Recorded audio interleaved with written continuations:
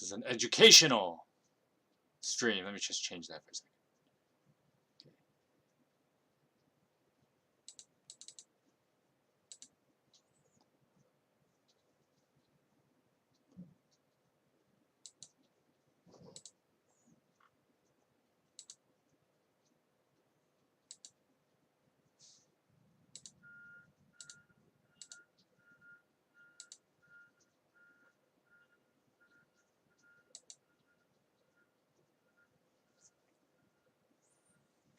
Okay, there. I hope that made the thing correct.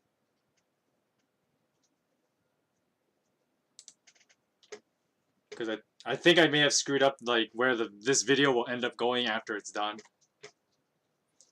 But before we worry too much about that, let me just get to me.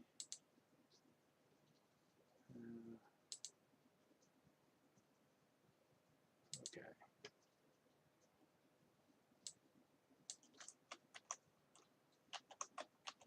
Starting a little late today, but that's because I was busy filming some stuff for the Let's Play. I was doing some filming, and then I decided to take a break. I took a much longer than I thought break, but that's okay. That away.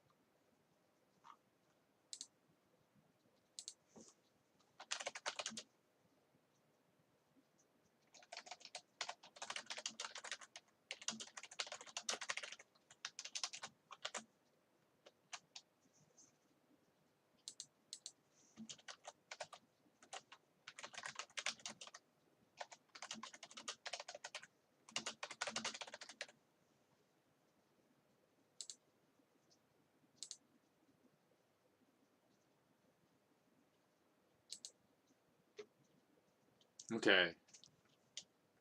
Now that I got all that sorted out, let's put this away so I'm not glowing as much. Alright, looks fine. I wish I could be playing some Christmas music, but I've realized that like my computer doesn't have a CD player. I don't have a disk drive, so if I were to play music, I'd have to do it off YouTube, but if you did that, then you run all kinds of like copyright stuff, and then you have to run them, like, that defeats the whole point, right? So there'll be a copyright claim, and that's annoying. That means there'd be like ads and stuff playing during the video. I think that already does happen, because YouTube is YouTube, but whatever. Anyways, hello and welcome to a somewhat special stream today. As you may have guessed it, if you read in the description, that's like one sentence long. Can you believe it's 1 week till Christmas? 1 week till Christmas Day of 2020. Can you believe that? That's crazy, I think. Like, you know, with everything going on in 2020, it's a miracle we even got here. Not gonna lie, right? Like, 2020 was just a nutso year. But, you know, here we are together, and I hope you guys tuning in, you know, just have a nice warm drink, just something to, you know, sit down, relax, you know, and nothing going to be too serious today. I'm not going too analytical in my reading like I did with Genesis. Definitely check out that series. I've just finished it. I finished that one last week. Definitely check out Genesis. But today it's going to be a lot more lighthearted. Today we're going to go over some Christian memes that I'm like, I look at my friend's Facebook, and he puts up quite a few of them. And there's actually a couple of them that I actually really like. So I do want to talk about them. And of course, we just do a little bit of Bible reading today as well.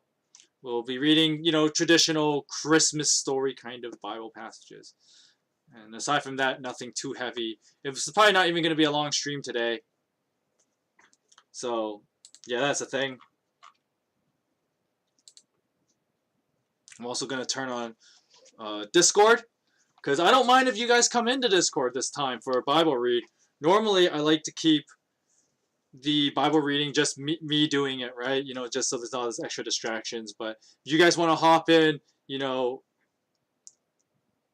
just private message me, and then I will give you an invite, and then I'll include you into this call that I am starting to host. So, yeah. Anyway, before we start, I'm going to start us off with a quick word of prayer. I should be careful with this. Maybe I shouldn't use the headset like that. I'll just hold it like here, so that I can hear what comes out of here, but hopefully you guys won't pick it up. Sorry.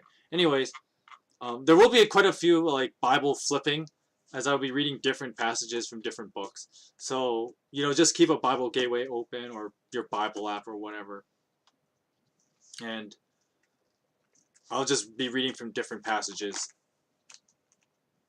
The Christmas passages. And I'll just kind of go through them. But before that, I'm just going to start us off with a quick word of prayer, and then we'll begin. Lord God, we thank you for this day, and we thank you for the miracle of you bringing your son to this world and, giving him as a sin offering in our stead. And, it's that time of year where we celebrate, Christ is coming to this world, and, we continue to celebrate that. And I pray that, for those who do not yet know you, I pray that, this would be a season where people would be led to know you and all that you have done for us. I pray this in the name of your son, Jesus, who is the Christ. Amen. Okay. So first thing, before we actually do any reading, there was this funny post my buddy posted on Facebook. And it's one of those memes. Well, let me just get the meme first. So, I wish I could just have the thing itself without I want to hide this guy. I don't want this guy's. Just give me a second. I'm just gonna hide the screen for a second. Cover. No.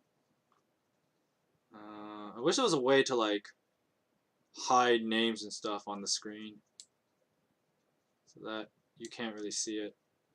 I mean, I don't mind you seeing my name on here, because I mean, whatever, but just for the privacy of other people.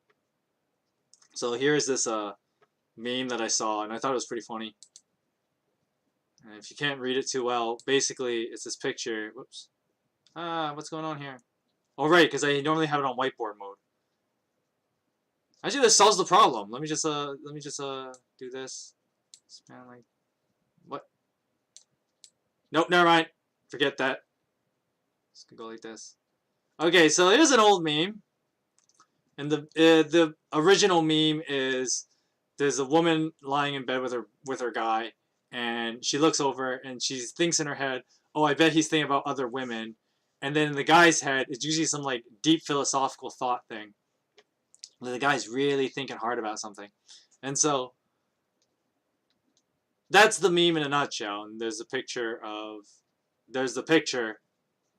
the couple, and she looks like she's she's a little jealous because he's thinking about other women, but he's thinking some kind of crazy thought, some kind of deep philosophical thought. So that's the meme in a nutshell. And this version, which apparently a guy named Austin Phrase, I think that's how you say that, shared in a group called the Best Christian Memes Family, where these guys just share a bunch of Christian memes. I will go to that I will go to that place a little bit just to check out some fun Christian memes. But this one, in her head, it's, oh, I bet he's thinking about other women. And the guy thinks, if Jesus stood on a river, would he stand still or move down the river like on a conveyor belt? That's a very good question. I don't know if anyone has ever actually asked this question, but I'm pretty sure it has been asked. I mean, if it's here, somebody's asked it. And so I actually have an answer for this question. Or I have an answer. I wouldn't say it's the right answer, because once again, this is like one of those kind of questions. I mean, that's the whole point of the meme, right? It's a deep philosophical question that doesn't really have a real answer. So, if Jesus stood on a river, would he stand still, or would he move down the river like on a conveyor belt? So, my answer is, if Jesus were to, unless Jesus allowed the river to move him, he would actually stay still on the river. And the reason for this is because, in actuality, with Jesus being God and all, unless he allows himself to be subject to the laws of physics, Jesus actually makes reality stop around him. Now, if that sounds too science fiction-y for you, I mean, that's the best way of explaining it. But let me try and put it this way. And the Bible actually has this implication that something like this occurs. If you read in Matthew 14, in the later verses, let me just find the exact verses. I'm not going to read it to you, but you can read this yourself. But I'll just tell the story. So this starts from this is Matthew chapter 14, starting from like verse 22. I'm also going to get no, I'll just leave it here. I also have my notes in a comment, because I did comment on this. My answer to this question. And it was, okay, so let me backtrack a bit. So, if Jesus were to stand on a river, the river around him would stop. And in a weird science fiction sort of way, I would make the claim that Jesus would actually make reality around him stop, especially when he has to do something that makes him defy the laws of physics. For, in this case, he's standing on a liquid, the river, as if it were a solid, like dry ground. And so reality would actually stop around Jesus so that he could do this. And, with him being God and all that, being above our perception of reality, being the least of his feats, this would be probably what would be happening. And something like this does occur in the Bible on a larger scale. Many people know the story roughly, and I'm going to use the Matthew account of this. This is Matthew 14, chapter 14, from verse 22 to the end of the chapter. I'm just going to tell you the story. I'm not actually going to read it out. But it's a well-known story. It's the story where Jesus walks on the water. He walks on the Sea of Galilee, if you will. And so, in this story, what happens is Jesus is, before Jesus is in the scene, we have the disciples, the 12 apostles, and, they're sailing from one part of, near Tiberias kind of thing, and they're going to a place called Bethsaida. And while they're going to Bethsaida via boat, and while they're sailing, there's a storm that happens, right? A big gust of wind or whatever. And it's, when you're in the middle of the sea, or in the middle of any big body of water, really, you don't want strong winds to hit you. Because, especially in them olden days, if the boat turns over, you're screwed, basically, right? So these guys are doing whatever they can to stay afloat, make sure the boat doesn't turn over, and all that, because, they kind of want to live. And so this storm's going on. And while this storm is going on, Jesus comes out to them on the water, right? And he's just casually walking on the water toward them. Now, at first, the disciples are like, oh crap, it's a ghost, which is a euphemism of saying, like, we're basically dead. Because in the ancient worldview, the idea was, if you could see the spirit world, let's just say you weren't far from there. You were going to go there yourself. Let's go with that. So they thought, oh, he's a ghost, which means we're screwed. We're going to be entering the spirit world pretty soon. So that's what the disciples are thinking. Now, Jesus calls out to them, and he's like, yo, guys, don't worry about it. It's me. And so when Jesus calls out to them, Peter, the famous disciple, if you will, he says, Jesus, if that's really you, let me come out on the water with you. And Jesus says, okay, yeah, come, right? So Peter actually gets out of the boat and he starts walking toward Jesus, or at least he tries to. And then the Bible says, let me just find the passage.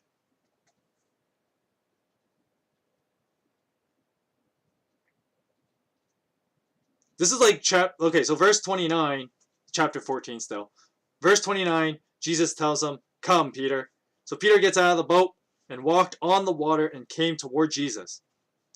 Verse 30, but when Peter saw the wind, he was afraid, and he began to sink.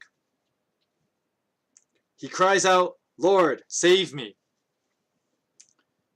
Immediately, Jesus reaches his hand out and catches him and says, you of little faith, why did you doubt? And then the rest of the story goes on that Jesus gets into the boat, he makes the storm stop, and then the disciples are like all scared and stuff. They're like, well, who is this that controls the weather, right? So something interesting happens in this passage. And I mean, part of this is, you know, with any kind of text, you have to use a bit of your imagination. And, you know, once again, you got to take what I say with some grain of salt, because obviously you have to use a bit of imagination here. But when the way the Bible words it is that something strange happens when Peter enters the water, and it's as if the world around him literally stops. And the way stuff happens is not the way stuff happens in real life, which, to be fair, is why some people would try and say, well, this is a made-up story then, because this doesn't happen in real life. And okay, I can see why you would argue that. I mean, you know, you do have validity in that argument, because basically what appears to be happening is something out of like a science fiction. So Peter steps onto the water. First of all, Peter is apparently defying physics.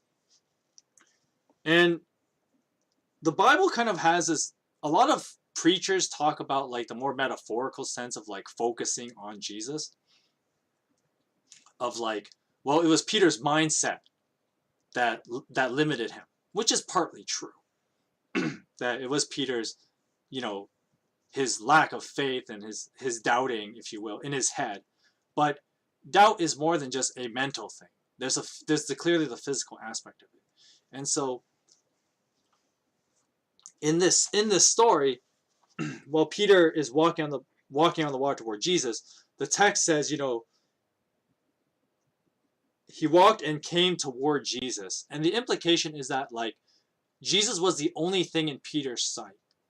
And so the weird science fiction-y thing going on here is that Peter has kind of entered this weird reality where, like Jesus, reality stops around Jesus unless Jesus desires it to do something, right?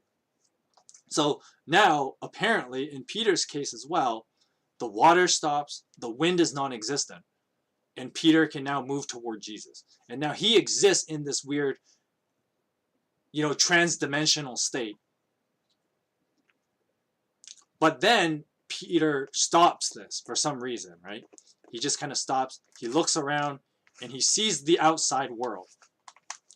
Many preachers talk about how, you know, that can be true on a metaphorical level, right? You know, where we want to focus on Jesus, but then we see stuff like our work lives, family life, you know, stress, you know, physical health, etc. that can get in the way of us focusing on Jesus. And that's obviously true. That's obviously true. But in just going on the text alone and seeing what's going on here, it's kind of interesting that the Bible just kind of treats this experience Peter is having like Peter is on another plane of existence. That a human being is actually pulling off basically godlike powers, right? In that Peter is in this experience of having reality warped around him. Because, I mean, this is the effect of Peter focusing on Jesus, right? Because Jesus is already doing this. So, and then Peter is now affected by it as he moves toward Jesus. But then the Bible continues with, once again, very strange wording that does leave a lot to the imagination. And it continues and it says, when Peter saw the wind, he was afraid and began to sink. Which is one of those things that you have to pay attention to is grammar. Right? So let me read that again. When Peter saw the wind, he was afraid and began to sink. And then he cries out, Lord, save me. So the funny thing here is that the Bible skips an action by action kind of thing, right? Where the Bible doesn't tell us Peter falls into the water. It doesn't tell us that, he then tripped into the water or the wind pushed him over. It doesn't tell us any of that. It just tells us that Peter began sinking. And so what I think is happening here, once again, this part is where you definitely got to take some salt, because this is more the Bible leaving it to your imagination, and this is my imagination going loose. So when Peter begins sinking, what happened was that his body immediately caught up to reality, because he is subject to reality like every other human being, basically. So when he was in the transdimensional state and where reality had stopped around him, once Peter observed reality again and was subjugated to it, there was a time lapse, and so Peter's body had to immediately catch up to that. So he immediately begins to be sinking, as he should have done as soon as he stepped out of the boat. And so now Peter is already sinking. He didn't need to submerge, because once reality caught up with him, he was already into the water. And so reality, Peter was now subjugated again to reality, and thus he was already sinking. Another way of looking at this is how in cartoons, the famous kind of trope in cartoons is when a character, they're running super fast, which is in a way defying, like the way that they run so fast defies physics, and they're running on air when they go off a cliff when they're chasing somebody, but they don't realize they've gone off the cliff yet. And then there's that weird moment where everything stops before they start falling, right? But imagine if that falling stage didn't need to happen, because by the time they realized what had happened, the laws of physics had already occurred around them. It still should have happened, right? Because in real life, you don't run off and run on air for like 5 seconds in a cartoon, right? But I mean, those are cartoons and they can do whatever they want. But this is kind of what happens with Peter. And so he's already submerged into the water. Now, here's the other weird part where, once again, talking about Jesus, and if he stood on a river, would he stand still or move down the river like a conveyor belt? Clearly, reality is still stopped around Jesus. So we read, Peter cries out, Lord, save me. Immediately, Jesus reaches out his hand and caught him. You have little faith, he said. Why did you doubt? So, once again, the Bible does this thing, because once again, this is a text and we just kind of have to deal with it. But the text does not imply that Peter had any struggle or Jesus had any struggle rescuing Peter. Just like, yeah, Jesus just grabbed him, pulled him out of the water, and no big deal, right? So when Jesus was rescuing Peter, it appears as if any conventional law of physics would not apply in order for Jesus to do this action, right? And so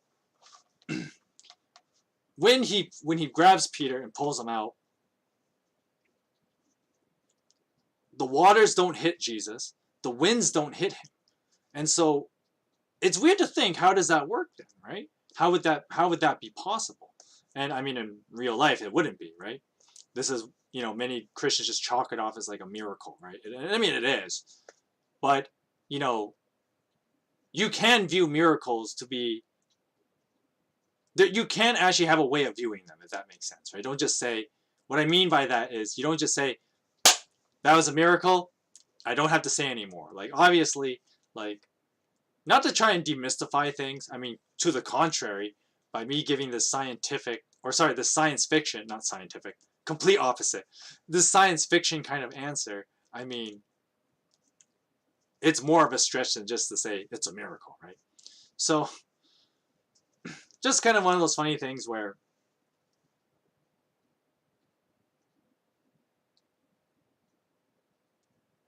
the Bible kind of gives this hint that like something absolutely spectacular is happening. And, you know, the characters are just like, they just have to accept it, right? Because how else are you going to explain what's going on here? And when they were writing this, they they had no real way of expressing what exactly was going on. Because, I mean, the language back then was limited, right? I mean, there's a lot of moments in Jesus' ministry that the Bible calls it something, but then like as modern people, we have like modern science fiction terms that we use to explain what Jesus was doing, quote unquote explain what he was doing. Because I mean, using a science fiction term doesn't really explain anything. So it's just one of those funny moments that, you know, this walking on water story kind of has that moment where, you know, this is something out of a science fiction. At least it feels that way, because what happens is so spectacular and so far beyond how we can comprehend things in, well, real life. So, to answer this question, the water would actually stop unless Jesus desired it to move him, because reality would actually stop around Jesus so that he could do whatever he wanted to do. I mean, to be fair, he's God. He can do that. He can defy all the rules of nature because he can. And there's no other explanation than that, really, in a lot of ways. But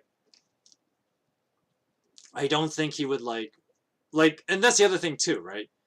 Where, you know, many people have tried to explain how Jesus did the walking on water miracle.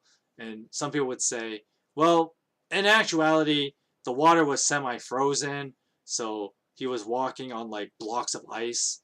Which, I mean, that itself has got to be pretty impressive, to balance yourself on slippery blocks of ice floating around in the middle of a hot lake. So,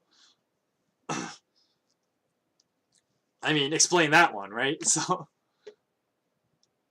the answer I'm going with is that reality would stop around Jesus because he can do that. His powers allow him to do that. I mean, I suppose if you're all powerful, you can do whatever the hell you want. But that's one way I would kind of view this question. But I saw this and I actually gave that long answer as one of my comments. I'm like, actually, that's my answer to this question. But it is fun to think about. At least I find it fun to think about. Maybe you don't. And maybe you're like, oh, who cares about whether Jesus would stand still or move down a river if he was standing on one? But sometimes, you know, you let the imagination carry you wherever, man. It's one of the joys of the human mind, is that we can allow our minds to go in a bajillion directions, because that's what the human mind is meant to do. It's meant to wander. It's meant to wonder, right? And to be inspired and awed. That's the beauty of being a human being. That's the beauty of us having our minds and exercising our minds. Anyway, that was a long half an hour just to explain one meme.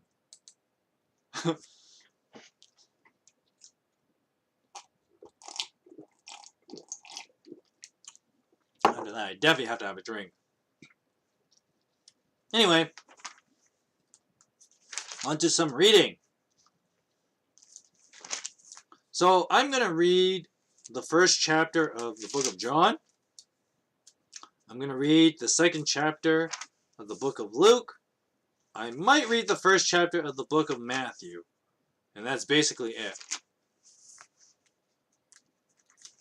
Don't worry, I'm not going to be too analytical this time. I mean, I will bump off some common misconceptions, but save for that, I'm not going to be like too lectury, if you will. And probably because of that, this stream probably won't be as long, but that's okay. We're just doing something for... This is just kind of like a Christmas read, and, you know... Not that I... how do I put this? There's a weird way of wording it. Well, actually, in 2020, this doesn't really matter anyway. But, like, you know, even if you're one of those people who only go to church at, like, Christmas and Easter, and I mean, that's a lot for some people, because I know some people wouldn't just don't go to church. But, you know, if you're not going to hear it from anywhere else, you know, you're going to hear it here. You know, the Christmas story, you know, Jesus coming into the world, and that's the reason why we celebrate Christmas. And so, you know, the greatest gift of all, right? That God gave his son to humanity.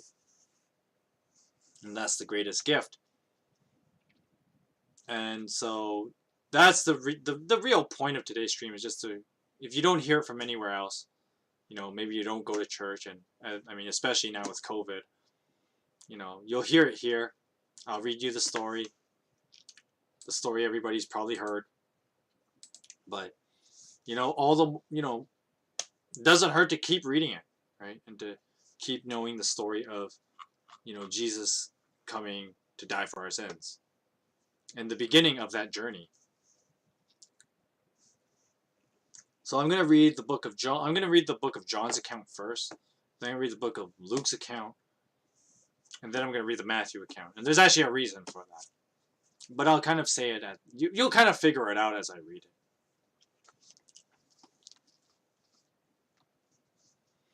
Anyway, here we go. John 1. In the beginning was the Word, and the Word was with God, and the Word was God. He was with God in the beginning, and through him all things were made. Without him nothing was made that had been made. In him was life, and that life was the light of all mankind. The light shines in the darkness, and the darkness did not overcome it.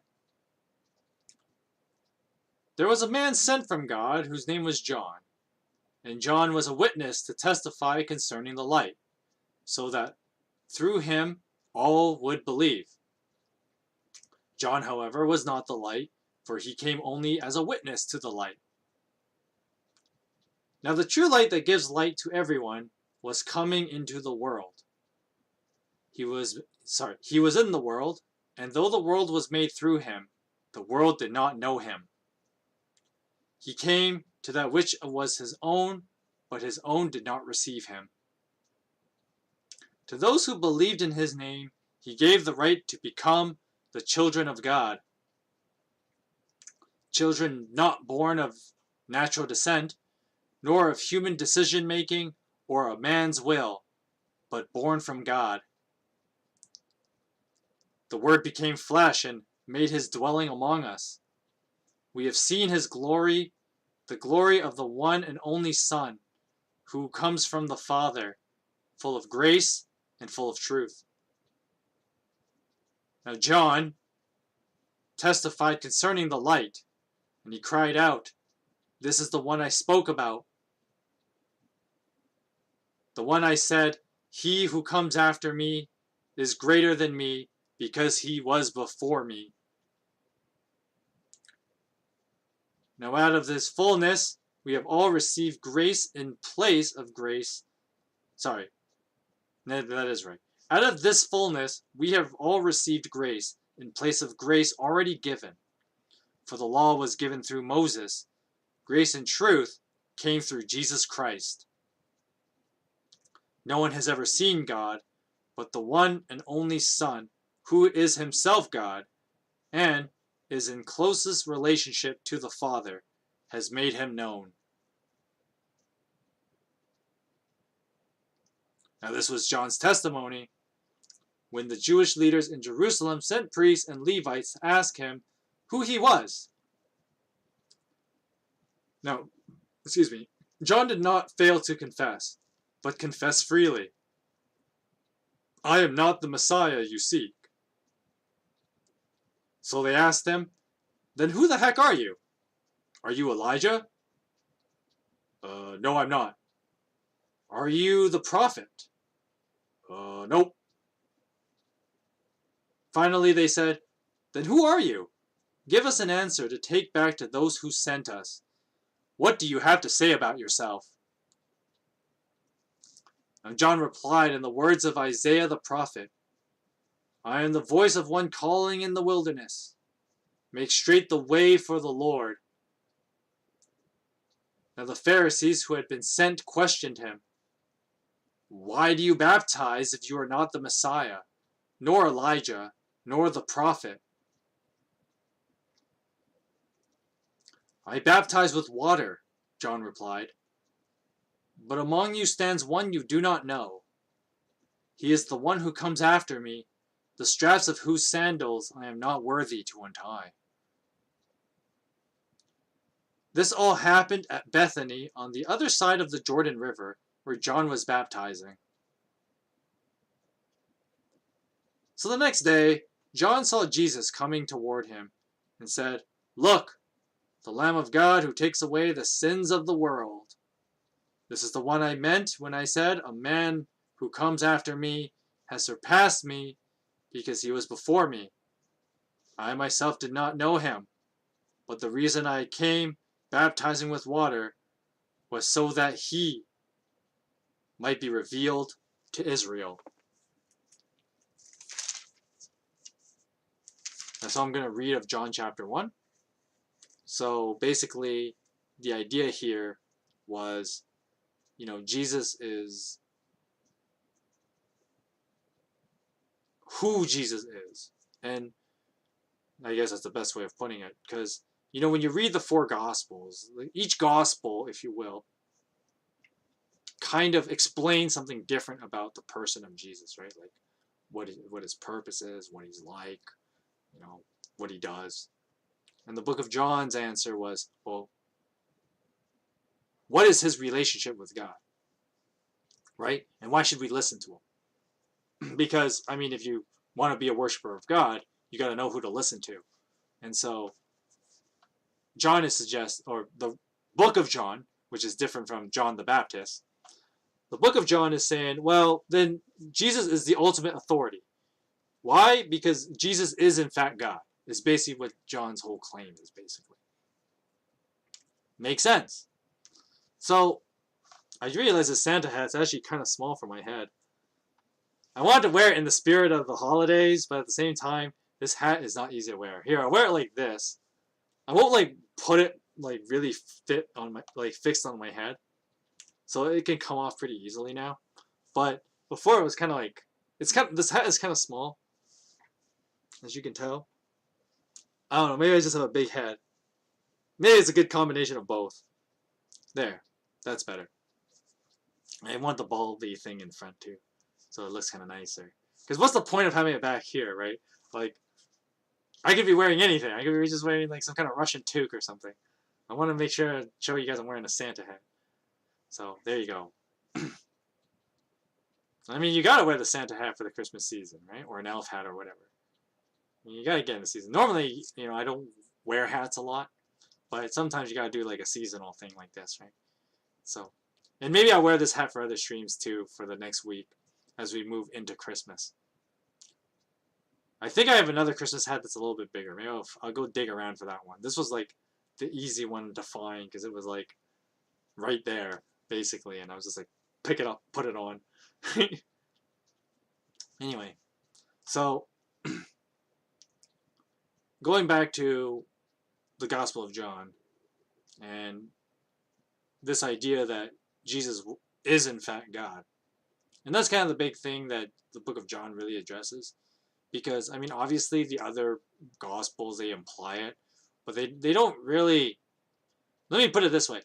It's more implied because of the way that their assumed audience would have assumed. I use the word assumed a lot. The way that their audience would have understood, certain ideas and the idea of God and all that. And so, if you read Matthew, Mark, and Luke, you kind of have to have a pretty good understanding of how the Bible teaches things and what the Bible as a whole says already. Which is another reason why you can't separate the Old Testament from the New Testament, right? Because a lot of people make that argument because, like, well, God behaves kind of differently in the Old Testament than he does in the New Testament, which is partly true. But at the same time, the Matthew, Mark, and Luke kind of have a more quote-unquote Jewish audience in mind. And what I mean by that is, like, if it's a Jewish audience, they would have been very familiar with, like, the Torah, like Genesis, right? They would have had a very clear understanding of it, or more than clear enough, right, to really get all the nuances and implications that those Gospels offer in the sense of Jesus' identity. The book of John, however, does not assume this very much. It assumes a very different worldview. And many pastors and many Bible teachers will talk about how, like, you know, the book of John was written for the Greek audience, the Gentile audience, right? The non-Jewish, the people who would not have had this understanding of who God was, or at least the Judeo-Christian God, right? So that's why the book of John starts the way it does, right? So the book of John starts off with talking about, like, something before time, right? And this thing called the Word, right? Of course, the Word is a translation of, like, the Greek logos. And logos was this idea of something that transcends, or the ultimate, or something like that. So the logos was based on philosophy from guys like, you know, Socrates, Aristotle, Plato, you know, the big greats of the Greek world. And of course, they all had these kind of questions about, like, well, what is reality? Where does reality come from, right? Where does all this and that, right? I mean, if you read Socrates' defense, which I might read on stream one day, because I do have a copy of it, translation, obviously. My Greek reading is not that good. In Socrates' defense, he's basically put on trial for basically challenging the status quo of the religious world back then. And he basically did that with a simple question, which is funny because, you know, if we look at it from the year like 2020, it is a really simple and kind of a silly question. But we also come from a long lineage of understanding the world in new perspectives. I mean, that's the whole point of the Renaissance and stuff like that, right? But the ancient Greeks did not think of it this way back then. And when Socrates came up with this question, it changed the world, basically, because people were like, well, hold up a sec. Maybe he's onto something. And so the question Socrates asked was, are things good because the gods do them? Or do the gods do these things because they are good? And so, you know, similar to chicken or egg question, right? Which is which? And so what the question ultimately challenges is, well, what is the ultimate authority, right? Is there something that transcends everything else and is the beginning of everything else, right? Later on, Neoplatonists, so the people after Plato, they came up with the philosophy of something called the unmoved mover philosophy. The idea that basically everything in the universe has a cause, except you must get to a point that you have something that is not caused, that caused everything else. And that's why it's called the unmoved mover, right?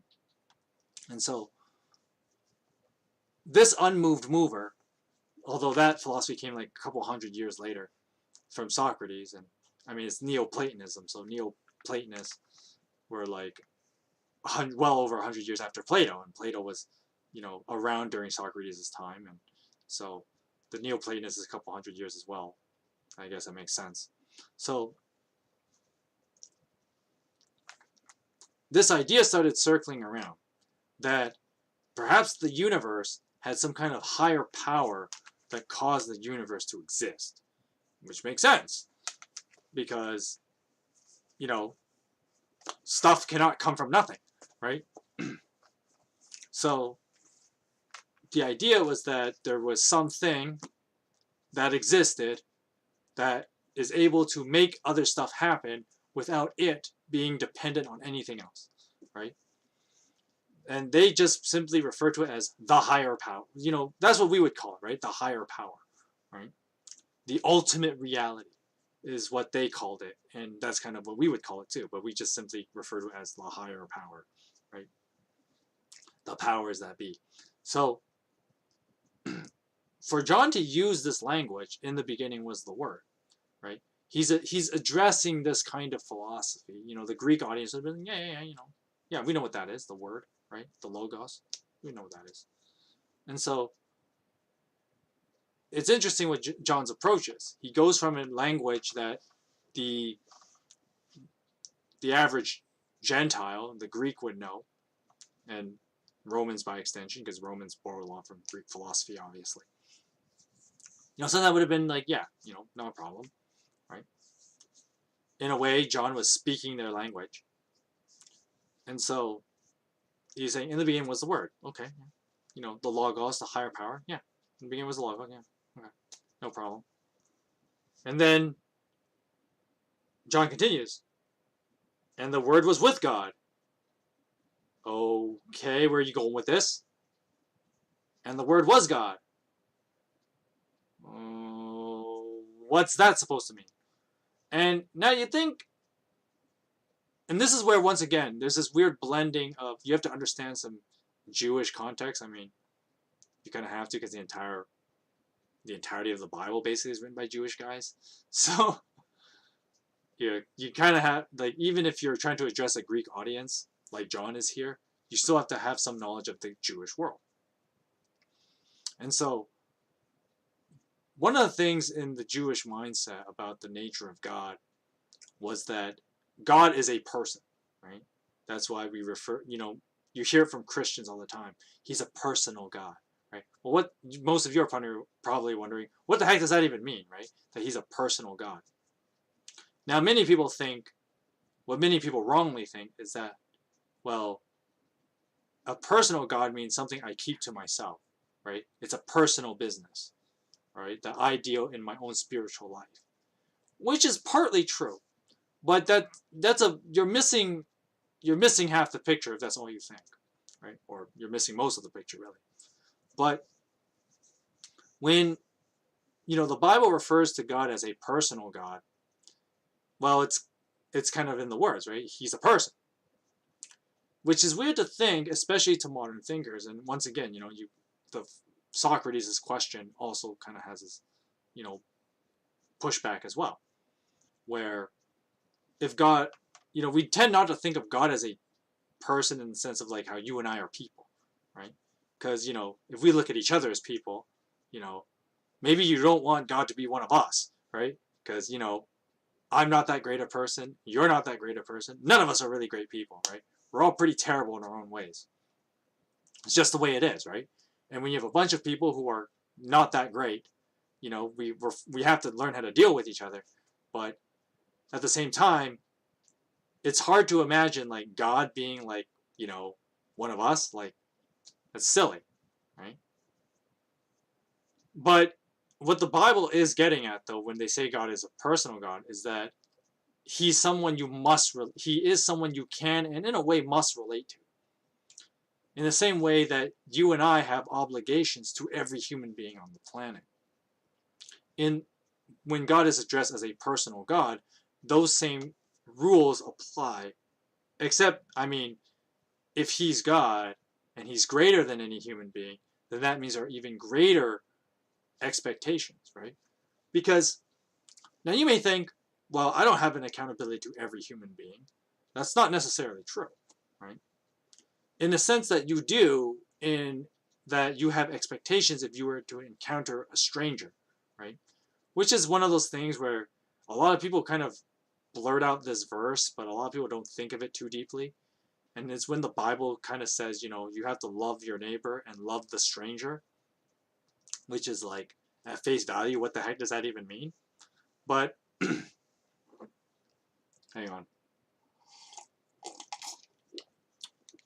What the heck does that even mean, right? And so, but when the Bible talks about God being a personal God, he is someone that like with any other human being, we have to relate to him. In the same way that even to a stranger, you have to relate to them, right? Like you have certain expectations, and we have laws that work for this, right? You can't just walk up to a stranger and hit them on the head, right? You can't just walk up to a stranger and shoot them and kill them, right? Because they're people, right? Even if they're complete strangers, you don't know them, you don't love them by that nature. Then, if you don't know them, you don't love them, right? So who cares about their human value, right? If they're complete strangers to you. But clearly that's not true, right? They're human beings, and like any other human being, you have an obligation of how you are to relate to them, right? You show a stranger kindness. You don't act violently toward other people. You're kind to them. You're generous if you can be, right? Of course, there are, boundaries that we all also have to have with each other. And that's also true with God. And God sets up those boundaries with human beings. And that's where some people may think, well, how come, if God is so loving, why does he make rules for us that we have to follow? It's like, well, God is relating to you like a person. God treats you like a person. And because God treats you like a person, there are boundaries that people need to have. It's just the way it is, right? And this is the other funny thing where people say, well, God has these dumb standards and whatever, right? It's like, well, we all have stupid standards with one another. You just don't really notice it until the other person really enforces it on you, right? Like if someone does something that pisses you off too much, like for example, I have a nephew, right? Here's a little picture of the guy. This is my nephew, Marcus. This is Marcus. He's 5 years old. Marcus he's a great kid. And he's very curious. But because he's curious, he sticks his nose in places where they shouldn't be. Sticking his nose in your business. And sometimes you're just like, kid, go away. Right? And so sometimes, I get my sister to do it because, my sister, it's his mom. So I was like, tell my sister, like, deal with your son, right? He's pissing me off. He's annoying me, right? Because we have boundaries, right? Like, Marcus, leave me alone, right? Like, no, you can't touch that. No, you can't do this, right? And especially when it's like, well, this used to be when he was a lot younger, before COVID and before my sister had more kids, when she just had Marcus. And she would come over to my house. And, the family would come over, and Marcus wants to touch stuff in our house. But I have expensive things like my computer, my games. I have, anime figures and stuff. Marcus cannot touch that, right? I don't want him risking breaking any of that stuff, right? So, you have boundaries, right? And if Marcus were to break something, I'd be pretty mad, right?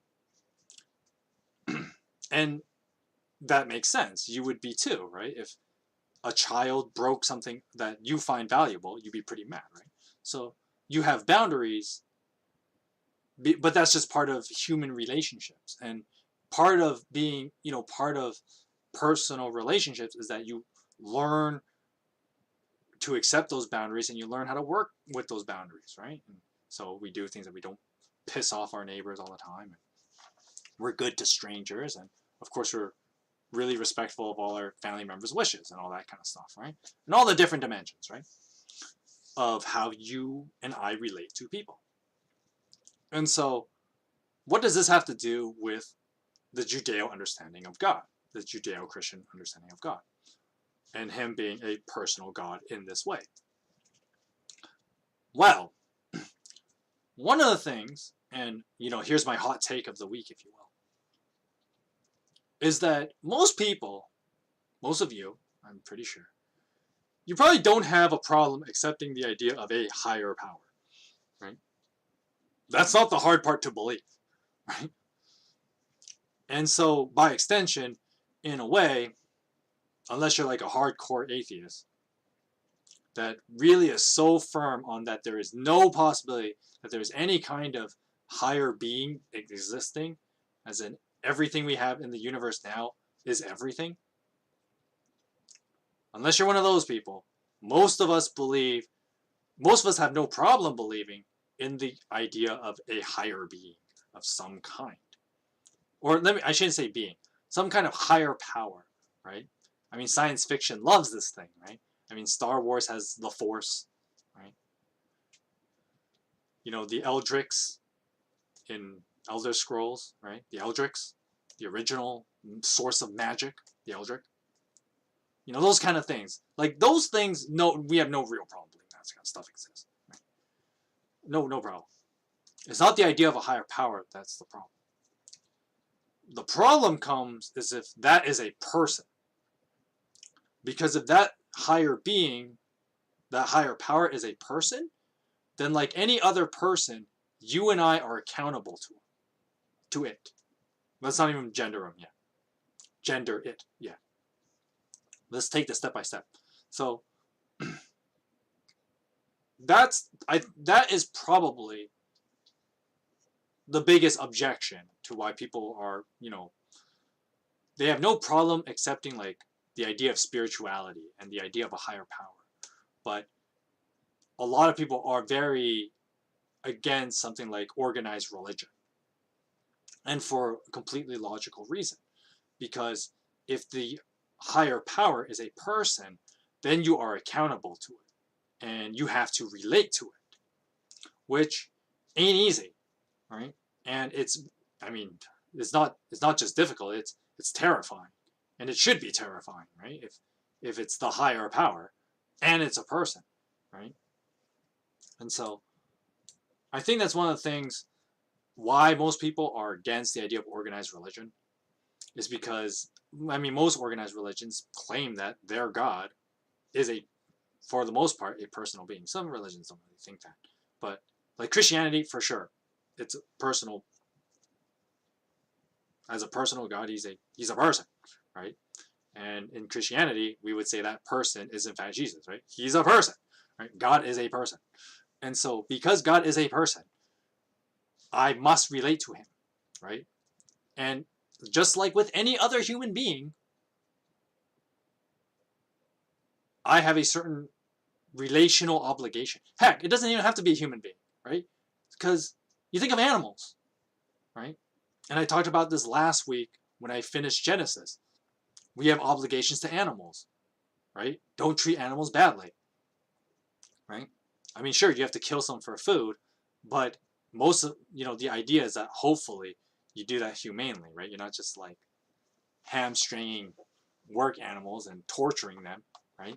You're going to kill them, you do it quick, right?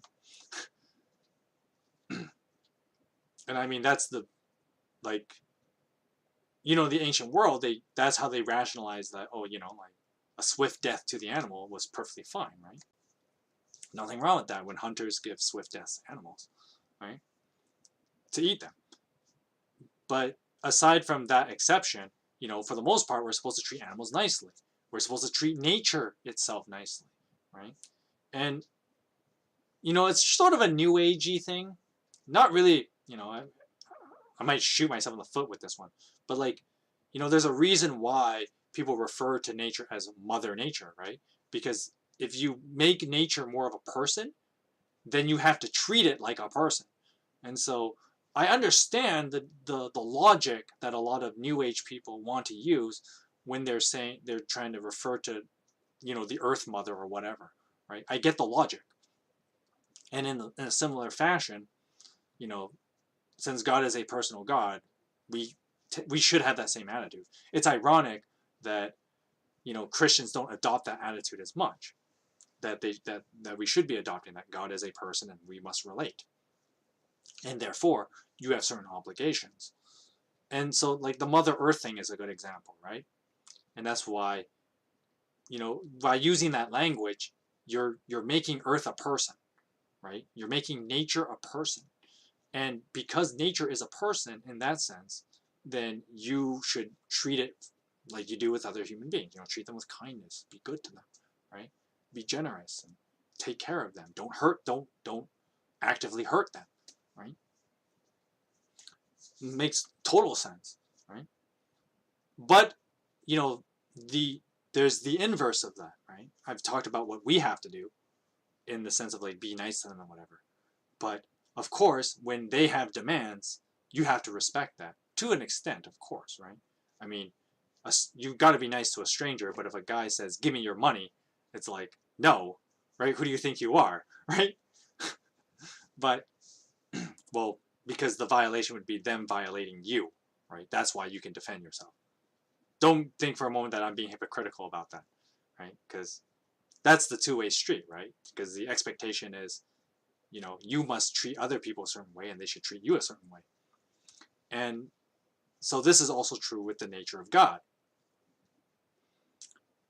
And that is, when John says, and the Word was God, right? He's saying that the higher power is a person, right? Because people would have understood that the Jews would have understood God as a person. And I mean, that's definitely true when you read the Old Testament, right? God is certainly a lot like a person. And sometimes is even active within creation like a person, right? Of course, he's also a higher being, and that's, its own thing. That's its own crazy philosophical rabbit hole. But in a nutshell, since God is a person, you and I must relate to him in a certain way, right? For example, that's the reason why we use pronouns, right? You don't refer to God as an it, right? And it appears God's preferred pronoun is masculine, because it's funny where God is sometimes both masculine and feminine in the same part of the Bible, right? You read in Proverbs, like there are moments where God's like, "I'm a warrior, but I'm also your mother," right? Like, and so like masculine trait, feminine, right? But then God has his preferred pronouns, and that's why we use he. It's ironic. But anyway, and there's his own reason for that too. But the point is that no matter what you think, you have to deal with this relationship. It's not easy. And, hopefully, by primarily reading the scriptures, you can get help. And of course, I'm, I'm always here to help as well in how to approach your relationship with God. Because it ain't easy, right? But at the same time, it's something we must do, right? And I think that's something important to really consider in the Christmas season, right? Because I mean, why do we celebrate Christmas? Essentially, is that God became a person, like in human flesh, right? He's not just a personality. He became human for you and me, right? And that just adds more emphasis on that, the obligation to, you know, relate to God, right? Because it's easy to kind of be like, yeah, whatever, when, if you just think of the higher power as like an impersonal force, right? That if it doesn't have that personality to it, then you're like, yeah, whatever. It doesn't matter that it's there. I can do what I want. But if God is a person, then you have obligations like you do with anyone else. And I understand if that's a scary prospect, because it is, right? Anyone who tells you otherwise is a liar, right? It is a scary prospect, but at the same time, that's the way it is, right? God chose to be a person, so I mean, the fact that he can choose makes him like that's the idea of part of personhood, right? That human beings choose things, right? And so God, in a similar fashion, he can choose stuff, which is weird to think about, right? But once again, that's more of that whole we must relate to him, just like you do with a stranger, even.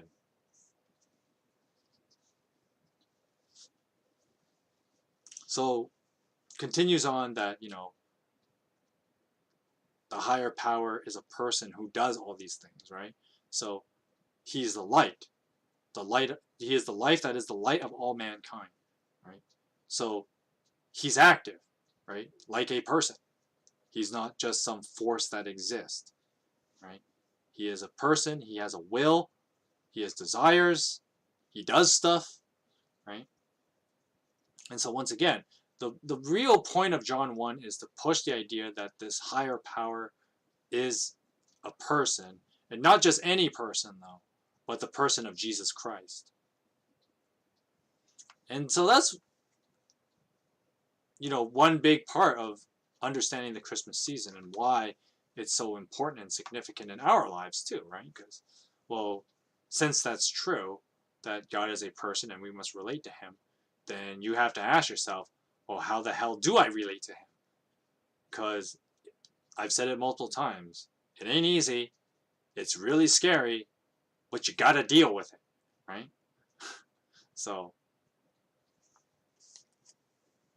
I'm always here to help, and of course, you can pick up a Bible and read your way through, and you will find, hopefully, you'll find your answers, right? Of how do you relate to God? Because it ain't easy, and it's something every one of us we must face that battle every single day of our lives. Because that's true with any relationship, really, right? You deal with it as long as you're both alive. But since God is immortal, that means every day. So forever, right? Since he's immortal and all that. Which I guess that's the real reason why it's scary, right? Because, with human beings, eventually other human beings die. So your obligations to say, like, you take like a marriage vow, right?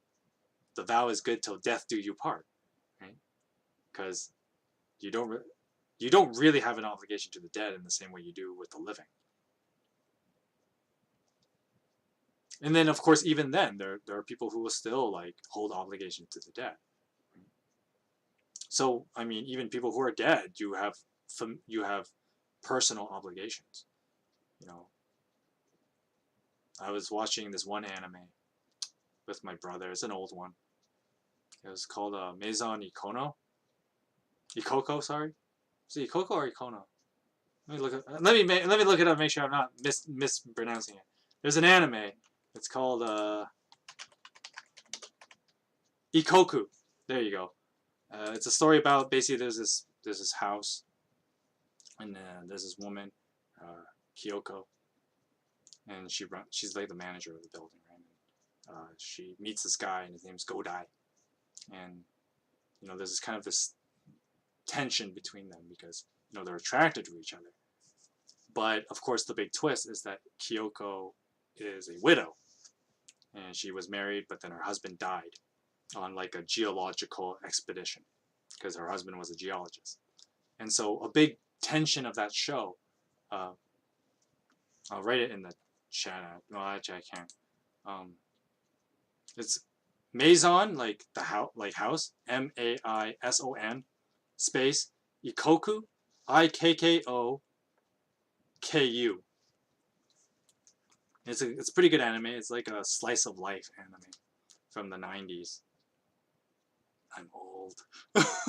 And anyway, so the big twist is that Kyoko, the main character, her big tension is, can she love Godai, or is she still too attached to, what's the guy's name? Her dead husband, right? And so this idea is that, like, well, technically she doesn't have any obligation to him, right? Because he's dead, right? But obviously,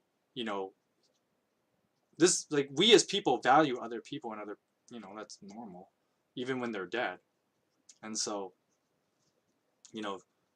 Kyoko's main conflict is, can I love this new guy, or am I still too hung up? I can't let go of my first marriage, kind of thing, right?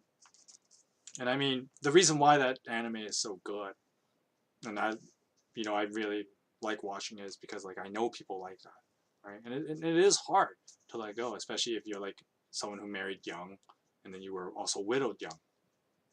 It ain't easy. And so the point I'm getting at is, there's the human relationship is powerful, right? The personal relationship, and if it's already so powerful between human beings, like how much more so is it between you and God, right? And so that's also something to really think about. But of course, many people try to escape this, this idea and say, well, if I just treat the higher power as an impersonal force, then I'm not accountable. I don't have to relate to it. But I mean, that is not a safe route you want to go. Let's go with that. Now I know you're probably thinking like, well, because you're a Christian, you think that, and that's partly true, right? But I mean, even if you're, Eastern religions, they have this idea of like the universe has a certain harmony to it, right? And you must play your part in that harmony. So even if there is a somewhat impersonal aspect to the higher power, like it is in like Buddhism, for instance, then the idea is that like, well, you still have to maintain your harmony. So you still relate to the higher power, even if it's not necessarily personal, right? You have to maintain harmony within it. And that's, that's why they have their idea of karma, right? Is the harmony between you as an individual and the higher power that exists.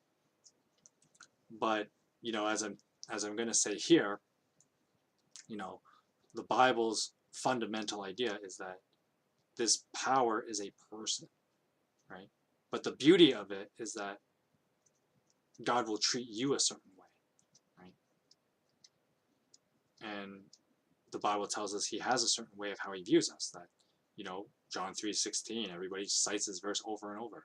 But, God loved the world, that he gave his son, right, to die for us. And whoever believes in him shall not die, but have life everlasting, right?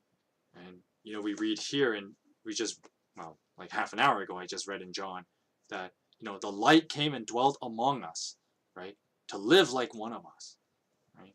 So God relates to us as well, right? And the Bible tells us that he wants to relate to us. That's because that's part of his nature. And, I talked about this in Genesis as well. When God created human beings in his image, that was the ultimate goal, was to have more people to relate to, I guess, right? Which sounds weird that God would want that.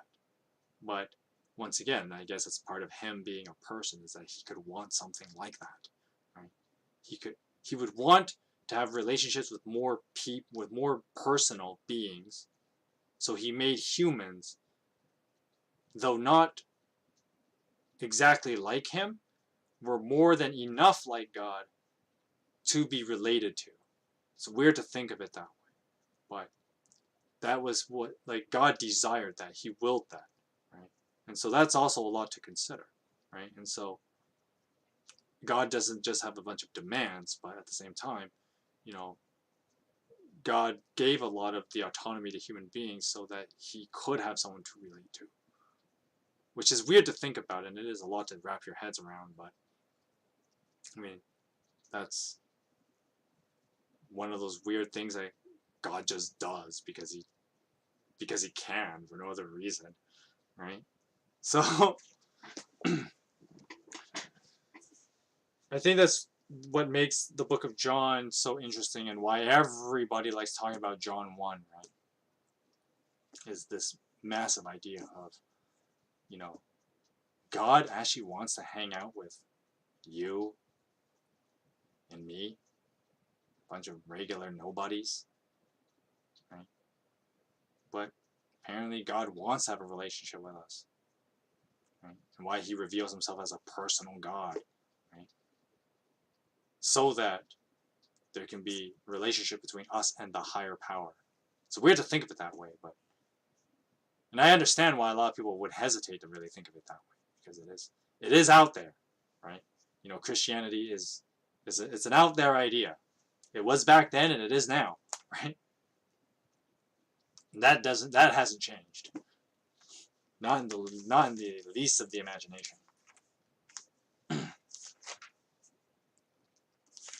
Anyway, let's move on in our reading. And now I'll be reading Luke chapter 2.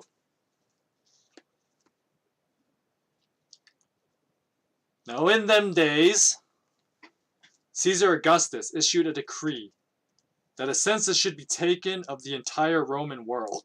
Whoa, excuse me, that was awful. I burped there. Let me read that. Let's try that again. So in those days, Caesar Augustus issued a decree that a census should be taken of the entire Roman world. This was the first census that took place while Quirinius was governor of Syria. And everyone went to their own town to register. So Joseph, some guy in Nazareth, went up from the town of Nazareth to Judea, to Bethlehem, the town of David, because he belonged to the house and line of David. So Joseph went there to register with Mary, who was pledged to be married to him and was expecting a child. Now while they were there, the time came for the baby to be born. She gave birth to her firstborn, a son, and she wrapped him in cloths and placed him in a manger, because there was no guest room available for them. And there were shepherds living out in the fields nearby, keeping watch over their flocks at night. An angel of the Lord appeared to them, and the glory of the Lord shone around them. And they were terrified, as anyone would be, I'm sure. But the angel said to them, "Do not be afraid. I bring you good news that will cause great joy for all people. Today in the town of David, a Savior has been born to you. He is the Messiah. He is the Lord. And this will be a sign to you. Yes, you will find a baby wrapped in cloths and lying in a manger." Suddenly a great company of heavenly hosts appeared with the angel, praising God and saying, "Glory to God in the highest, and on earth peace to those whom his favor rests." When the angels had left them and gone into heaven, the shepherds said to one another, "Let's go to Bethlehem and see this thing that has happened, which the Lord has told us about." So they hurried off and found Mary and Joseph and the baby who was lying in the manger. And when they had seen him, they spread the word concerning what had been told about this child. And all who heard it were amazed at what the shepherds had said to them. Mary treasured these things up and pondered them in her heart. The shepherds returned, glorifying and praising God for all the things they had heard and seen, which were just as they had been told. On the 8th day, when it was time to circumcise the child, he was named Jesus, the name the angel had given him before he was conceived. Now some time passed, and the time came for the purification rites required by the law of Moses.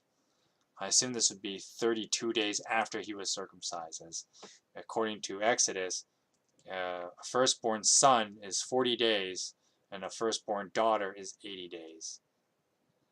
Why there's such a weird discrepancy there, I don't really know. It's just one of those things you just got to accept.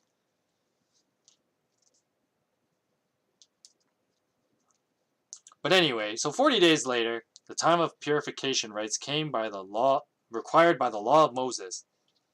Joseph and Mary took Jesus to Jerusalem to present him to the Lord. After all, every firstborn male was to be consecrated to the Lord, and to offer a sacrifice in keeping with what is said in the law of the Lord, a pair of young doves or 2 young pigeons. The implication here is that Mary and Joseph were actually not that wealthy, so they had to settle for 2 small birds.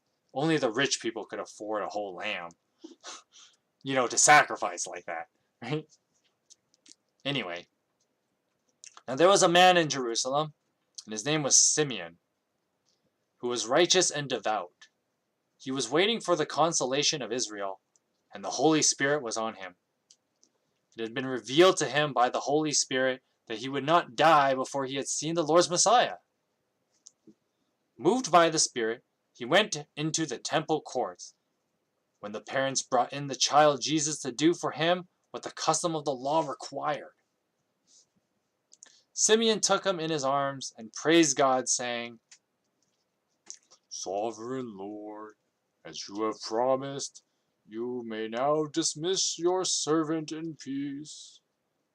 For my eyes have seen your salvation, which you have prepared in the sight of all nations, a light for revelation to the Gentiles, and the glory of your people Israel." The child's father and mother marveled at what was said about him. Then Simeon blessed them and said to Mary his mother, "This child is destined to cause the falling and rising of many in Israel, and to be a sign that will be spoken against, so that the thoughts of many hearts will be revealed. And a sword will pierce your own soul too." Ominous! Now there was also a prophet, Anna, the daughter of Penuel, of the tribe of Asher. She was very old, and she had lived with her husband 7 years after her marriage, and then was a widow until she was 84. She never left the temple, but worshipped God night and day, fasting and praying.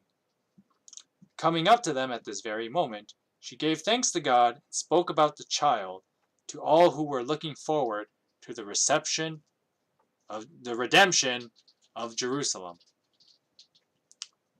I should really be wearing my glasses because I don't know how I misread that. Anyway, when Joseph and Mary had done everything required by the law, they returned to Galilee to their own town of Nazareth. And the child grew and became strong. He was filled with wisdom, and the grace of God was on him.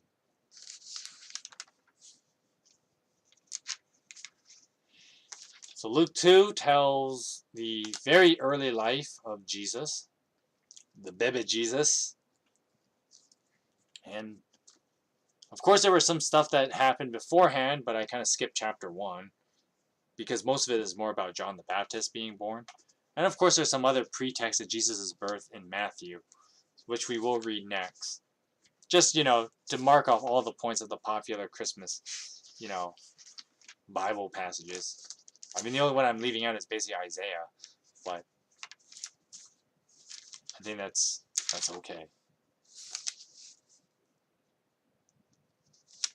Alright, so the Matthew reading is going to be a little bit longer because I'm going to read the second half of chapter 1. And I will be reading probably most of chapter 2. So,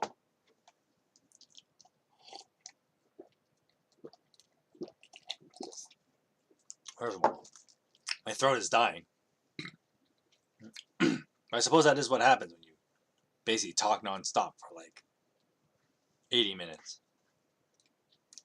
Let's just take a short break here. If you have any questions or anything like that, just shoot them in the chat. Let me just sit here, let my throat recover a bit, and then we'll continue while I look at more Christian memes. Maybe I'll share some with you if I find any good ones.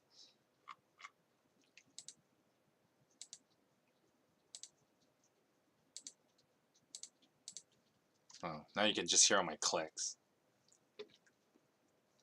Let's go look at some Christian memes and some fun things to answer. If there are any of those kind of like question ones.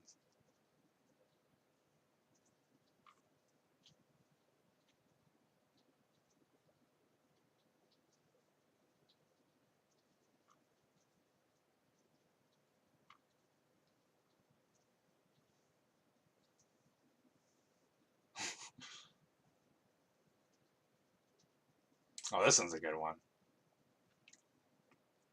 I kind of wish I could get rid of like this stuff on the side here, but well, can't be helped, Facebook. But here's a good one.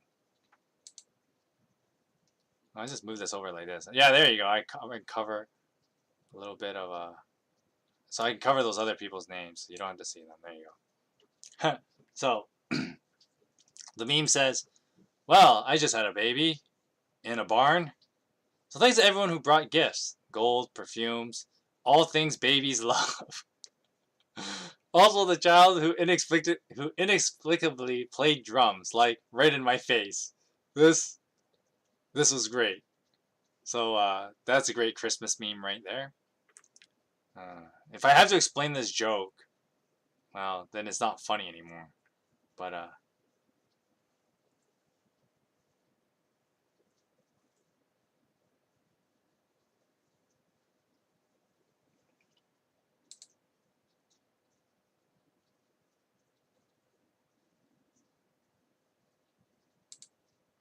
that's a good one. Okay, I'm gonna put this away now. Let's look for another one.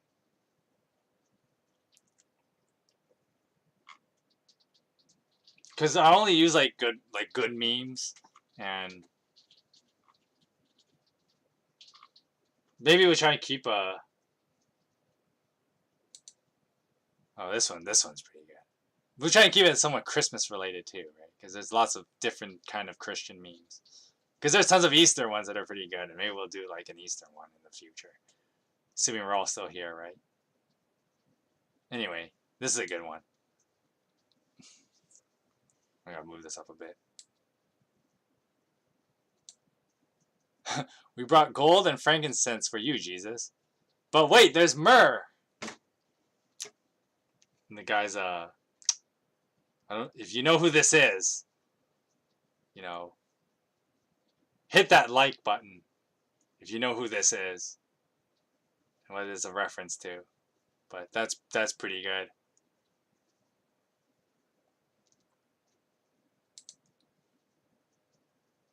Let's go in here.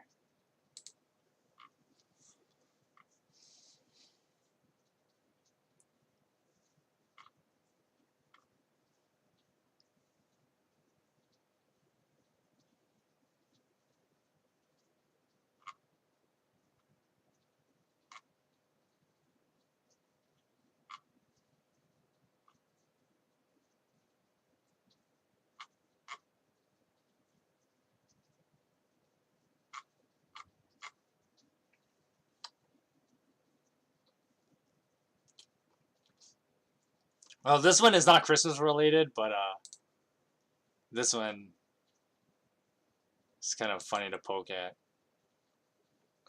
Vocals in the sanctuary, vocals on the live stream. Ah, the big difference when you have to do church on live streams, since we're not allowed to really gather in church buildings because of the whole COVID thing. So most people do it on live streams, but you know, it's not the same, man. It's not the same.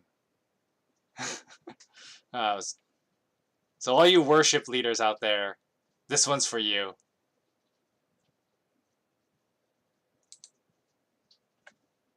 Okay, let's go see if there's any more good Christian memes.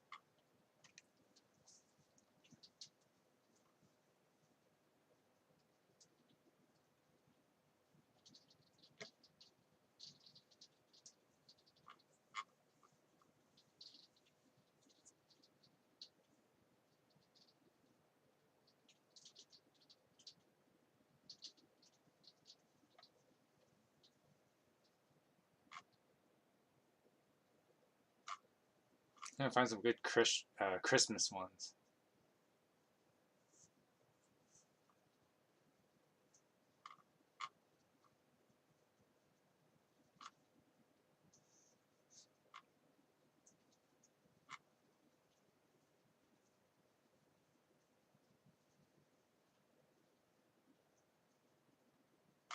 Oh, this one was actually not. I just looked at one that was actually kind of funny, but it's not Christmas related, so we'll skip it.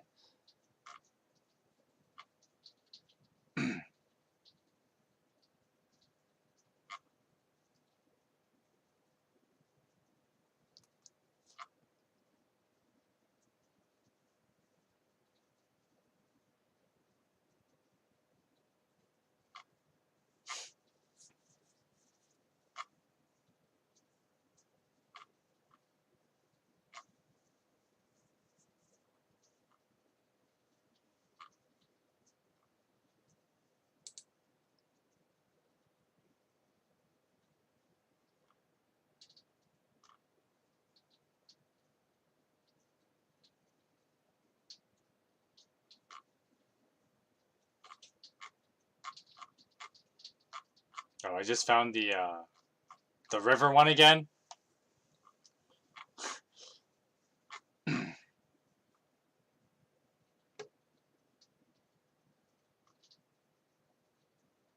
Okay, this one's not bad. It's okay meme, but I'll show it to you anyway. So it's a bunch of different animals that show up during Jesus' ministry life and in his baby life as well. And then all the animals, like, they make a statement about what they did in the story. So the camel represents the wise men from the east, which I will read about in Matthew 2. You have the donkey, which was just before Easter, before Passover, and so Jesus rides into Jerusalem on a small donkey. There's a fish where Peter fishes out a coin for the tax. There is I should know this one better. I mean, first of all, the animal is hard to recognize here. I think it's supposed to be a goat that gives them water. And then there's the bird, the dove that shows up after his baptism. There's the sheep in the manger, I guess. There's the birds that feed him in the desert. And then finally we have the pig with the story of Legion. I will let him fill me with demons and then I'll jump off a cliff and... Wait, what? So, yeah, those are your Bible animals in a nutshell, right? Anyway, let's get rid of that.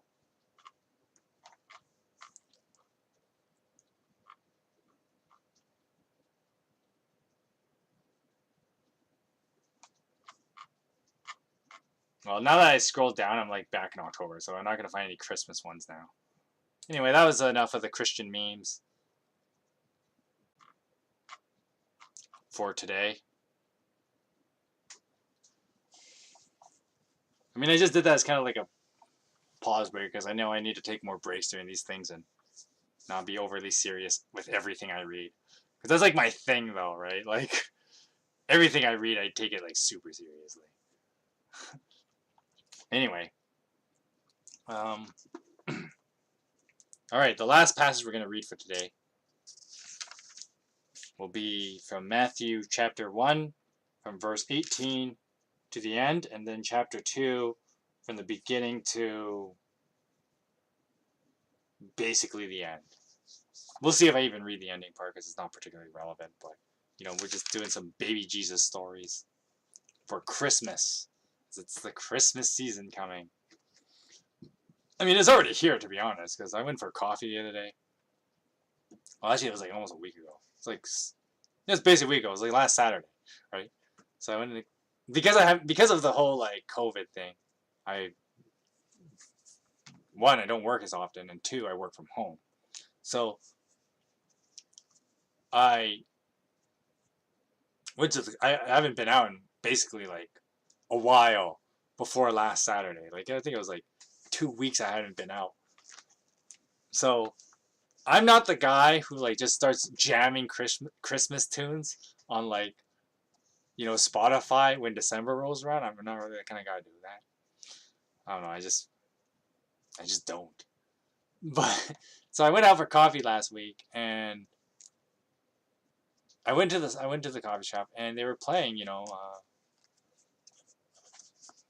Winter Wonderland, and I was like, oh yeah, because last week we're almost halfway in December, and yeah, we're knee deep in the Christmas season already, and I had been missing out on some of it because being cooped up inside, because of they want you to limit the amount of time you go outside to avoid COVID, because you don't get to go hear the mall Christmas music, right? You don't get to hear that. So I kind of like it didn't really strike my mind as like, oh yeah, it's totally the Christmas season because I had not been outside enough for that to really happen. I'm sorry, I totally had the white screen there, and it was like making my face shine way more than it should. Okay, this is better, right? Anyway, enough of that delay. Breaks over. Matthew 1, verse 18. So this is how the birth of Jesus, the Messiah, came about. Now his mother Mary was pledged to be married to a guy named Joseph. Before they came together, she was found pregnant through the Holy Spirit. Must be an awkward conversation. Because Joseph, her husband, to be, was faithful to the law, and yet he did not want to expose her publicly and disgrace her. He had in mind to divorce her quietly. But after he had considered this, an angel of the Lord appeared to him in a dream and said, Joseph, son of David, do not be afraid to take Mary home as your wife, because what is conceived in her is from the Holy Spirit. She will give birth to a son, and you are to give him the name Jesus, because he will save his people from their sins. So all this took place to fulfill what the Lord had said through the prophet. The virgin will conceive and give birth to a son, and they shall call him Emmanuel, which means God with us.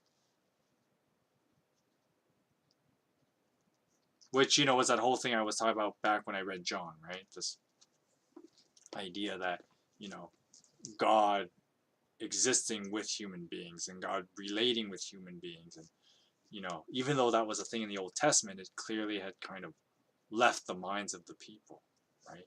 And so Jesus was the ultimate reminder that since God was taking on human form, right, now there's no reason to not relate to God, if that makes sense, right? So it's funny where God takes that extreme, right? He takes on human form to kind of say, like, okay, now you guys have no excuse, right? Like, there's no reason you cannot relate to God now, because God has become like you. Which is weird for us as people to think about, right? Because, we as normal human beings, we have things like sin, and we're problematic, and, we have all these struggles in life. And how could God possibly relate to that, right? If God is perfect. But, Emmanuel, God with us, right? That doesn't matter, is what the Bible's trying to get at. It doesn't matter that you and I have sin and all that. That God wants to have a relationship with us, and we simply have to receive it, right? And of course, the beauty of that is when we desire that relationship with God, that is what will cleanse us of our sin, right? Because then his blood, which he shed for our sin, is applied when we, accept his desire for a relationship in our lives. Which is ultimately what many Christians try to mean, but they don't word it very well. When they say, well, believe in Jesus. Well, what the heck does that mean? Right? It's like accepting his desire for relationship and you reciprocating that desire, right? Favorably assumingly, right? That God wants to have a relationship with you, and you say, yes, I will engage in this relationship that you want. And then, the first thing that happens in that is the remission of sins. Because that's how good and loving God is. Right? Anyway, when Joseph woke up, he did what the angel of the Lord commanded him and took Mary home as his wife. But he did not consummate their marriage until she gave birth to a son. And then he gave the name Jesus. And then after that, it was business time. Because Jesus has like a whole bunch of step siblings or half siblings. It's in the Bible. So we can assume that Joseph and Mary got busy after Jesus was born. He's like, all right, Holy Spirit baby out. It's business time. Jesus is like, what, 4 half brothers and like at least 3 half-sisters. So, it's a lot of them. Anyway, chapter 2. After Jesus was born in Bethlehem in Judea, during the time of King Herod, Magi from the east came to Jerusalem and asked, "Where is the one who has been born King of the Jews? We saw his star when it rose and have come to worship him." When King Herod heard this, he was disturbed, and all Jerusalem with him. He had called together all the people's chief priests and teachers of the law, and he asked where the Messiah was to be born. Clearly shows you that Herod was not a guy who read his Bible, because he had to get someone else to do it for him.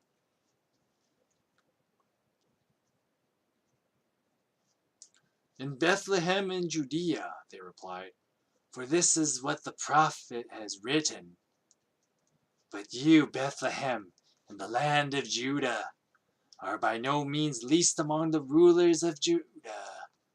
For out of you will come a ruler who will shepherd my people Israel."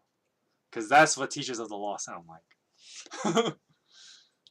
When Herod called the Magi secretly and found out the exact time the star had appeared, he sent them to Bethlehem and said, "Go search carefully for the child.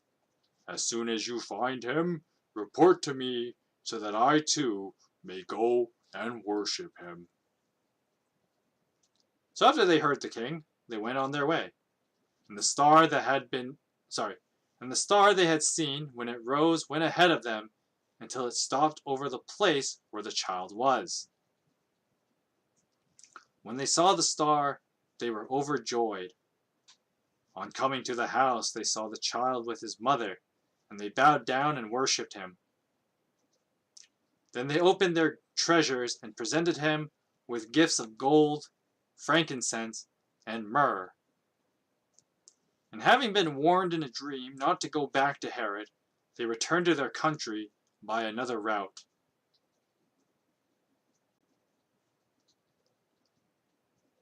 When they had gone, an angel of the Lord appeared to Joseph in a dream. "Get up," he said.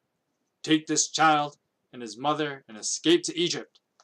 Stay there until I tell you, for Herod is going to search for the child and kill him." So Joseph got up, took the child and his mother during the night, and left for Egypt, where he stayed until the death of Herod. And so was fulfilled what the Lord had said through the prophet, "Out of Egypt I called my son." When Herod realized that he had been duped by the mages, he was furious, and he gave orders to kill all the boys in Bethlehem and its vicinity who were 2 years old and under, in accordance with the timeline that he had learned from the mages. Then what was said through the prophet Jeremiah was fulfilled. "A voice is heard in Ramah, weeping and great mourning, Rachel weeping for her child and refusing to be comforted, because they are no more."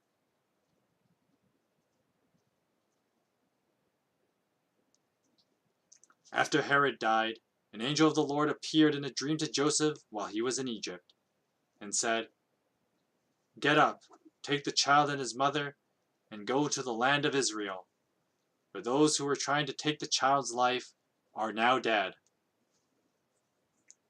So Joseph got up, took the child and his mother, and went to the land of Israel. But when he heard that Archelaus was reigning in Judah in place of his father Herod, he was afraid to go there. Having been warned in a dream, he withdrew to the district of Galilee, and he went and lived in the town of Nazareth. So was fulfilled what was said through the prophets, that he would be called a Nazarene.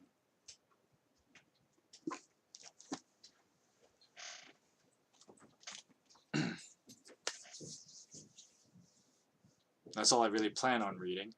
But I will do a little...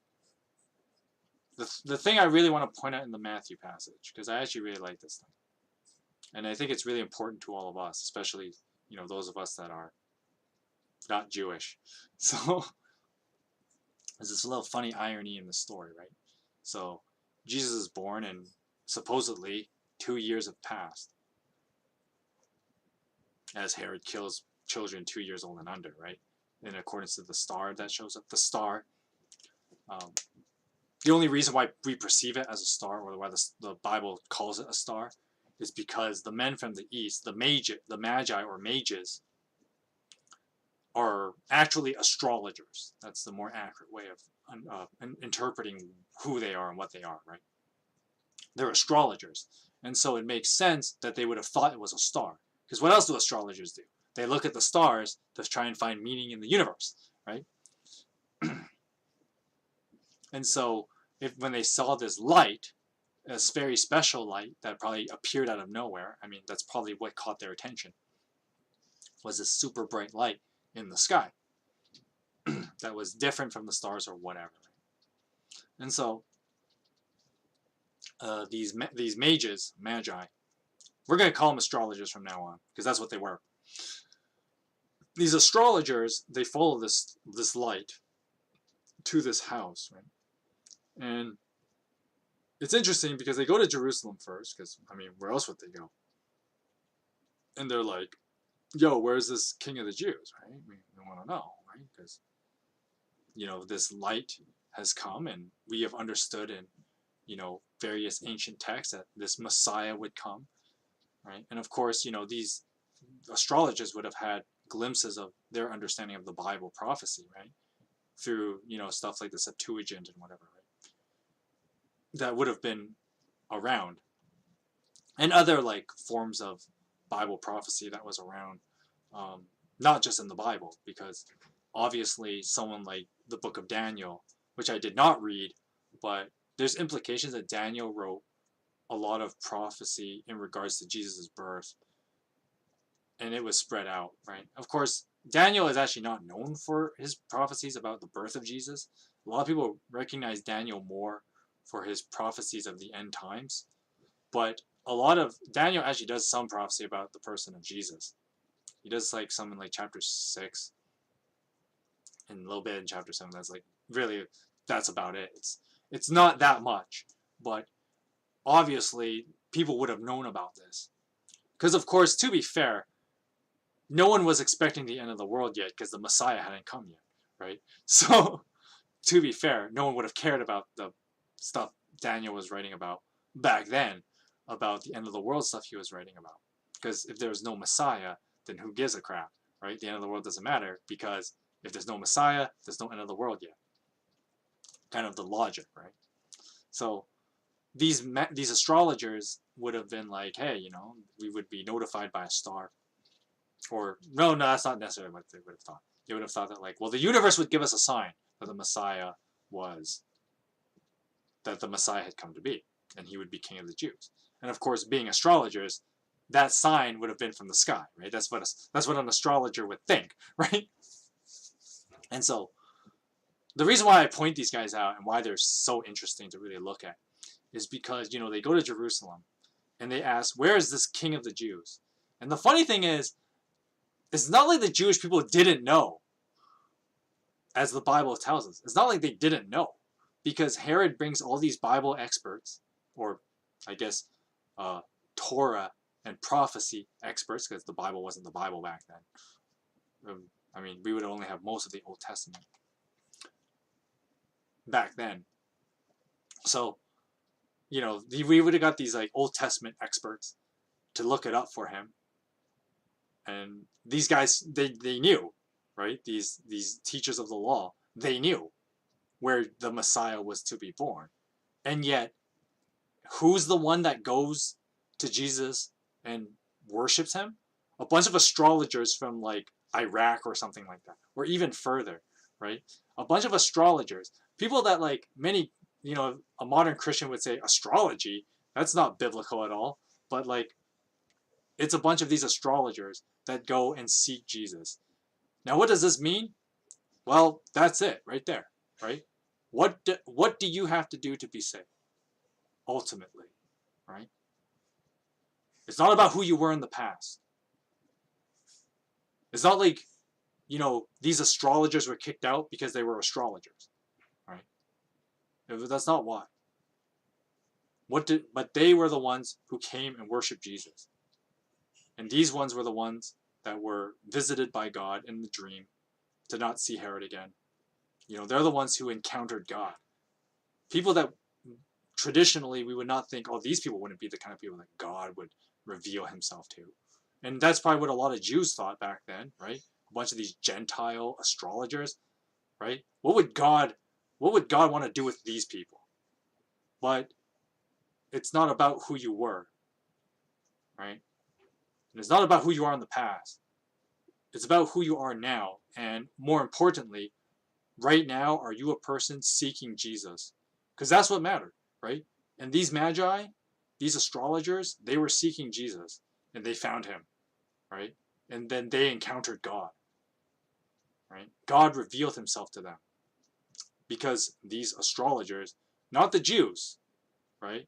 Where, the Jews were given like all this prophecy and they knew where Jesus was going to be born. But no, it wasn't them seeking Jesus. It was the foreigner astrologers that were doing it, and God accepted them, right? Because it's about you seeking Jesus more than who you are, right? And so that's the question you have to ask yourself, right?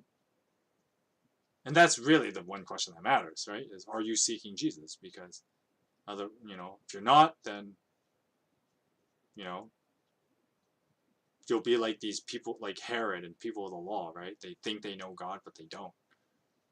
Or you can be someone seeking him and you can encounter God and have that relationship, right? That we talked about in the book of John.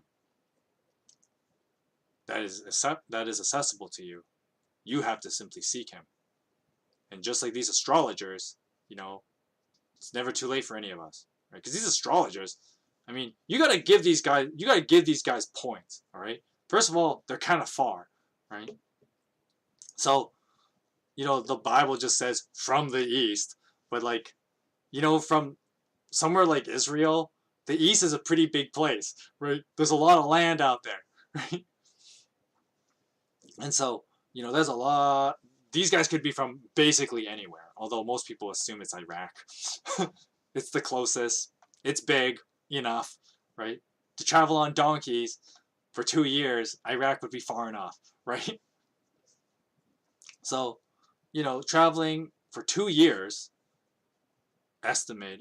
approximately, because, Herod later kills boys that are about 2 years old, because the assumption is that the light in the sky was there for 2 years, which begs the question, why didn't these Jews notice it for 2 years, especially considering they would have been closer to it than these astrologers from Iraq, right?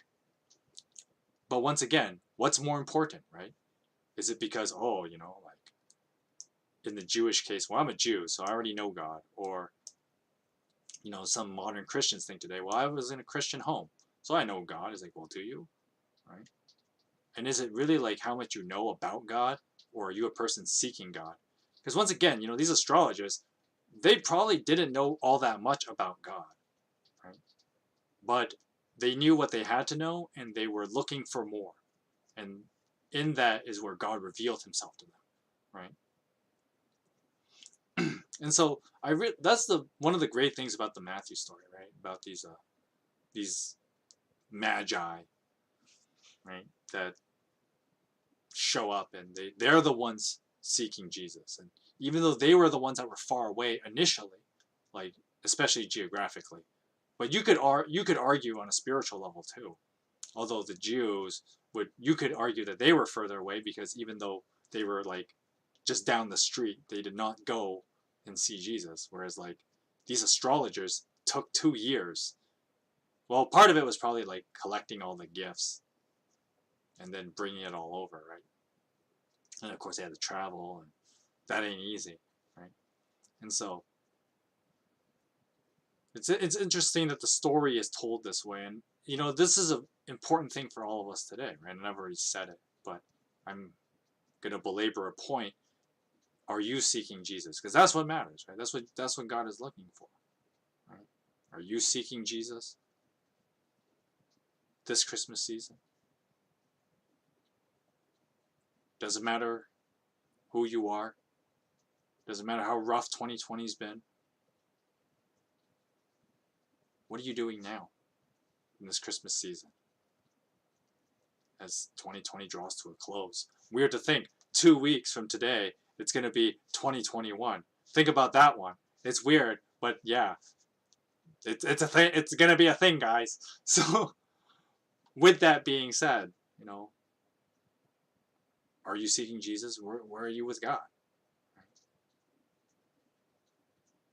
And that's something only you yourself can answer. Right? And what will you do about it? Right? Because no one can make that decision for you either.